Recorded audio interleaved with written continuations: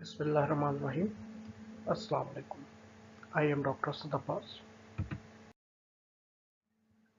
This lecture consists of three parts. In part 1, we will discuss introductory concepts related to software process improvement, whereas in part 2, we will discuss some terminologies that are important for uh, process management and improvement. And in part 3, we will revise the capability maturity model and capability maturity model integration. Well, we start our discussion with software process improvement. A software process improvement methodology is defined as a sequence of tasks, tools, and techniques to plan and implement improvement activities to achieve specific goals, such as like increasing the development speed or achieving higher product quality or reducing the project costs. Nowadays, the business of many companies and organizations is essentially based on software. For example, like software-intensive systems such as automotive or telecommunication systems and services such as financial services, they increasingly depend on software. Therefore, the increasing importance of software as well as new software development paradigms impose many challenges for software development, their operations and maintenance, and therefore demand the software development organizations to come up with suitable strategies and methodologies for improving the existing processes, not only to enhance the product quality but also to maximize the productivity of the process. Uh, in fact, there is no set of ideal process models that can be used for the development or evolution of software intensive systems and services.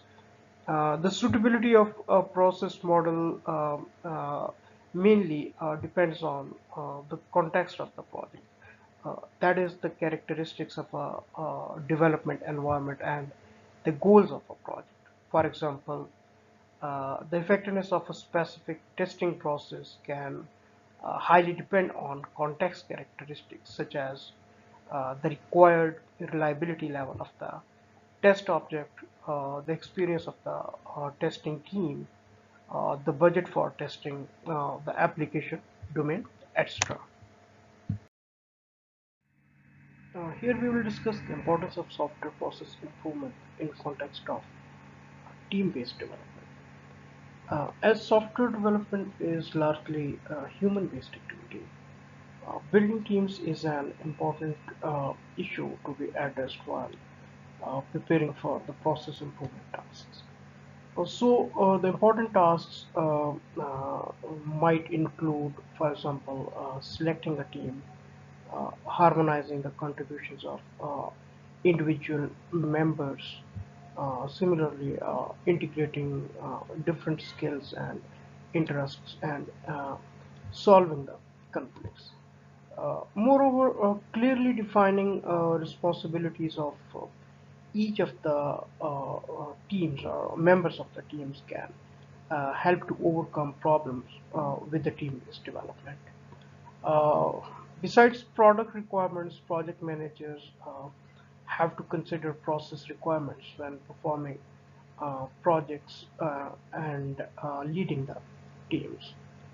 For example, like adherence to the required process standards or meeting the required productivity are the requirements that need great leadership skills.